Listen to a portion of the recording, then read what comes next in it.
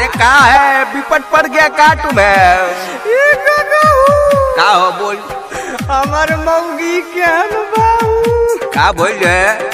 हम तारा सब पर भरोसा करके देने कि बढ़िया कनिया भेटा जाए, तू सब वही में कर देना। का हो गई बा? का कमी है बताओ।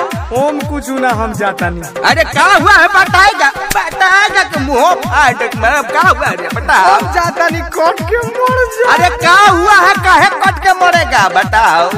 मुँह चक्कर दांत लगे ट्रैक्टर के पार।